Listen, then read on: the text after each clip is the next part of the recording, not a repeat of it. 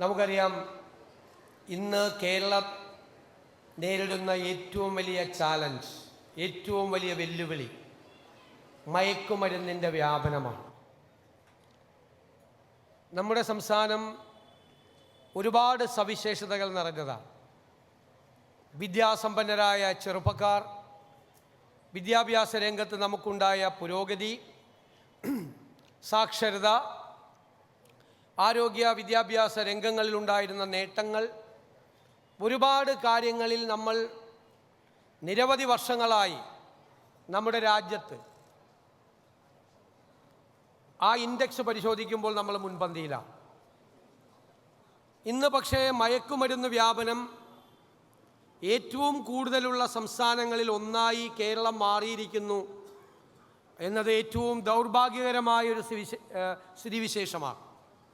ഞാൻ നിങ്ങളുടെ പ്രായത്തിൽ സ്കൂളിൽ പഠിക്കുമ്പോൾ ഞങ്ങളെയെല്ലാം ഫാമിലി പ്ലാനിങ്ങിനെ കുറിച്ചാണ് പഠിപ്പിച്ചിരുന്നത്. അന്ന് പറയും, ജനസംഖ്യ നിയന്ത്രിക്കണം, ജനസംഖ്യ ഒരുപാടായാൽ വലിയ പ്രശ്നമാവും, 200 കോടിയും 300 കോടിയും ഇന്ത്യയിലെ ജനസംഖ്യ ആവും എന്നെല്ലാം പഠിച്ചു വളർന്നവരാണ് ഞങ്ങളെല്ലാം. പക്ഷെ ഞാൻ വലുതായപ്പോൾ ഇപ്പോൾ കേൾക്കുന്ന വാക്ക് ജനസംഖ്യാ നിയന്ത്രണം എന്നല്ല, പകരം കേൾക്കുന്ന മനോഹരമായൊരു വാക്ക് ഡെമോഗ്രാഫിക് ഡിവിഡൻഡ് എന്നാണ്. ഡെമോഗ്രഫി എന്ന് പറഞ്ഞാൽ ജനസംഖ്യ. ആ ജനസംഖ്യ നമ്മുടെ സ്റ്റേറ്റിന്, നമ്മുടെ രാജ്യത്തിന് നൽകുന്ന ഡിവിഡൻഡാണ്. ആരാണ് ഡെമോഗ്രാഫിക് ഡിവിഡൻഡ്? ചെറുപ്പക്കാരാണ്. നമ്മുടെ ജനസംഖ്യയുടെ 65% യങ്സ്റ്റേഴ്സാണ്. അതാണ് ഡെമോഗ്രാഫിക് ഡിവിഡൻഡ്. ജനസംഖ്യ നമുക്ക് നമ്മുടെ സ്റ്റേറ്റിന് നൽകുന്ന അഡ്വാൻറ്റേജാണ് ഡെമോഗ്രാഫിക് ഡിവിഡൻഡ്. അത് ചെറുപ്പക്കാരാണ്. കാരണം എന്താ? അവർ ക്രിയേറ്റീവാണ്, അവർ കൺസ്ട്രക്റ്റീവാണ്. ഒരു 65% ചെറുപ്പക്കാരാകുമ്പോൾ ഒരു നാട് അത്ഭുതകരമായ, വിസ്മയകരമായ പുരോഗതിയിലേക്ക് കുതിച്ചുപായും എന്നാണ് ലോകത്തിൻ്റെ മുഴുവൻ കണക്ക്. അപ്പം നമ്മുടെ സ്വപ്നം എന്താണ്? നമ്മുടെ സ്വപ്നം നമ്മുടെ രാജ്യത്തിൻ്റെ, നമ്മുടെ നാടിൻ്റെ പുരോഗതിയിലെ ഏറ്റവും വലിയ നാഴികക്കല്ല് എന്ന് പറയുന്നത് നാടിൻ്റെ യുവത്വമാണ്. ആ യുവത്വത്തെ മയക്കി കിടത്താൻ, അവരെ ഇല്ലാതാക്കാൻ ഉള്ള ഏറ്റവും പ്രധാനപ്പെട്ട കാരണങ്ങളിൽ ഒന്ന് ഇന്ന് മയക്കുമരുന്നാണ്. പലതരത്തിലുള്ള മയക്കുമരുന്നുകൾ കേരളത്തിൽ വ്യാപകമാവുകയാണ്. നിങ്ങൾക്കറിയാം, നിങ്ങൾ ശ്രദ്ധിച്ചോളണം, ക്രൈം, കുറ്റകൃത്യങ്ങൾ നടക്കുന്നതിൻ്റെ സ്വഭാവം മാറിയിരിക്കുന്നു, നേച്ചർ മാറിയിരിക്കുന്നു. വളരെ ബ്രൂട്ടലായിട്ടുള്ള, ക്രൂരമായിട്ടുള്ള രീതിയിലാണ് കുറ്റകൃത്യങ്ങൾ നടത്തുന്നത്. കാരണം അതിന് മയക്കുമരുന്നിൻ്റെ പിന്തുണയോടുകൂടിയാണ് അവർ ഈ ബ്രൂട്ടലായിട്ടുള്ള കുറ്റകൃത്യങ്ങൾ നടത്തുന്നത്. ജന്മം നൽകിയ മാതാപിതാക്കളെ കൊല്ലുന്നു.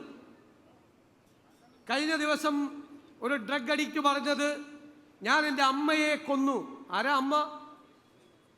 10 മാസം ഗർഭാശയത്തിൽ വെച്ച് കഷ്ടപ്പാടുകളും ദുരിതങ്ങളും അനുഭവിച്ച് അവനെ പ്രസവിച്ച് കുഞ്ഞി കൈ വളരുന്നോ കാല് വളരുന്നോ എന്ന് നോക്കി തൊട്ടിൽ കെട്ടി താരാട്ട് പാടി വളർത്തി ഇവൻ വലിയ ഉയരങ്ങളിലേക്ക് എത്താൻ 3 നേരവും പ്രാർത്ഥനയോടുകൂടി വീട്ടിൽ കാത്തിരിക്കുന്ന ഒരമ്മയെ മകൻ കൊല്ലുകയാണ്. എനിക്ക് ജന്മം തന്നതിൻ്റെ പേരിലാണ് ഞാൻ എൻ്റെ അമ്മയെ കൊന്നത് എന്ന് അവൻ പോലീസിനോട് പറയുകയാണ്. എവിടെ എത്തി നിൽക്കുന്നു, എവിടെ എത്തി നിൽക്കുന്നു?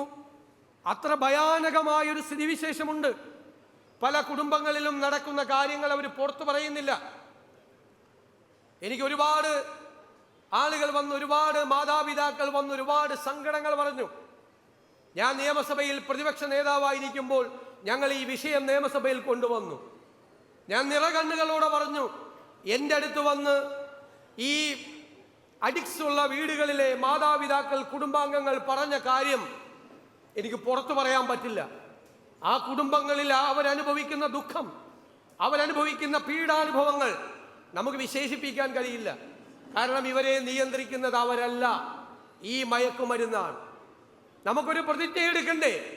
ഈ മയക്കുമരുന്നിനെ നമ്മൾ കേരളത്തിൻ്റെ മണ്ണിൽ നിന്ന്, നമ്മൾ ഈ ശൃംഖലയെ നമ്മൾ ആട്ടി ഓടിക്കുക തന്നെ ചെയ്യും, ഒരു സംശയവും വേണ്ട. അത് ഈ നാടിൻ്റെ യുവത്വത്തിന് വേണ്ടി ഈ നാട് മുഴുവൻ ഒറ്റക്കെട്ടായി എടുക്കുന്ന ഒരു തീരുമാനമാണ്. ഈ കേരളത്തിൻ്റെ മണ്ണിൽ ഈ മയക്കുമരുന്ന് ശൃംഖലയെ, ഈ മാഫിയയെ നമ്മൾ വാഴാൻ അനുവദിക്കില്ല. അവരെ വാഴാൻ അനുവദിച്ചാൽ ഞാൻ നിങ്ങളോട് പറയുന്നു, പിന്നെ കേരളം ഉണ്ടാകില്ല. നമ്മുടെ കേരളം ഉണ്ടാകില്ല. നമ്മൾ സ്വപ്നം കാണുന്നൊരു കേരളം. നിങ്ങളുടെ മാതാപിതാക്കൾ നിങ്ങളെക്കുറിച്ച് എത്രയോ വലിയ സ്വപ്നങ്ങളാണ് കാണുന്നത്. നിങ്ങൾ വളർന്നു വലുതായി വരുമ്പോൾ വലിയ ഉയരങ്ങളിലേക്ക് എത്തണം എന്നവർ പ്രാർത്ഥനയോടുകൂടി കാത്തിരിക്കുമ്പോൾ നിങ്ങൾ മയക്കുമരുന്നിൻ്റെ അടിമയായി നിങ്ങളുടെ ആരോഗ്യം തകർത്ത് നിങ്ങളുടെ ജീവിതം തകർത്താൽ പിന്നെ ആ മാതാപിതാക്കൾക്ക് പിന്നെ ജീവിതത്തിൽ ബാക്കി എന്താണുള്ളത്? ഇതിനുവേണ്ടി പലരും പല രീതിയിലും സ്വാധീനിക്കും. നമ്മൾ പണ്ട് ക്യാച്ച് ദ യങ് എന്ന് പറഞ്ഞിട്ടുണ്ട്. അതൊരു പോസിറ്റീവായിട്ടാണ് ക്യാച്ച് ദ യങ് എന്ന് പറയുന്നത്. നല്ല കാര്യങ്ങൾ ചെയ്യാൻ യുവത്വത്തെ നമ്മൾ കൂട്ടുപിടിക്കുക, അവരെ ചേർത്ത് പിടിക്കുക എന്നതാണ്. പക്ഷേ ഇന്ന് മയക്കുമരുന്ന് മാഫിയ ചെയ്യുന്നത് ക്യാച്ച് ദ യങ് ആണ്. ഏറ്റവും ചെറുപ്പക്കാരെ, കുട്ടികളെ അവർ ടാർഗറ്റ് ചെയ്ത് അവർ തകർക്കാൻ ശ്രമിക്കുന്നു. അതുകൊണ്ട് അതിനെതിരായിട്ടുള്ള, ഞാൻ ദീർഘിപ്പിക്കുന്നില്ല, അതിനെതിരായിട്ടുള്ള ഉജ്ജ്വലമായ പോരാട്ടം ഇത് ആഭ്യന്തര വകുപ്പോ ഗവൺമെന്റോ മാത്രം ചെയ്യുന്ന ഒരു നടപടിയായി നിങ്ങൾ കാണരുത്. ഇത് കേരളം മുഴുവൻ ഒറ്റക്കെട്ടായി നിന്നുകൊണ്ട് മാതാപിതാക്കളും മറ്റ് രക്ഷകർത്താക്കളും അധ്യാപകരും പോലീസും എക്സൈസും എൻഫോഴ്സ്മെന്റ് ഏജൻസികളും എല്ലാവരും ചേർന്ന് എടുക്കുന്ന ഒരു ദൗത്യമാണ്, മിഷനാണ്. ഈ മിഷന് രണ്ട് വശങ്ങളുണ്ട്. ഒന്ന് എൻഫോഴ്സ്മെന്റാണ്.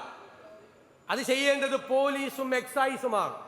വിട്ടുവീഴ്ചയില്ലാത്ത നടപടികൾ കേരളത്തിലെ പോലീസിനും കേരളത്തിലെ എക്സൈസിനും അവരുടെ ഒരു കയ്യൊപ്പിടാൻ വേണ്ടിയിട്ടുള്ള ഏറ്റവും വലിയ മിഷനായി നമ്മൾ ഇതിനെ മാറ്റണം എന്ന് ഞാൻ വിനയപൂർവ്വം അഭ്യർത്ഥിക്കുന്നു.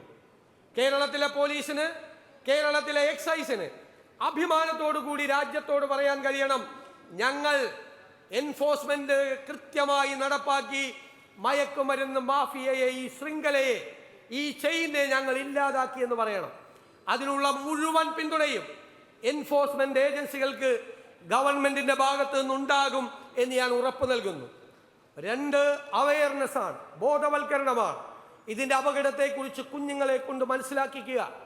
അതിൽ അധ്യാപകർക്കും രക്ഷകർത്താക്കൾക്കും NGOകൾക്കും വിവിധ ഏജൻസികൾക്കും എല്ലാവർക്കും പങ്കുണ്ട്.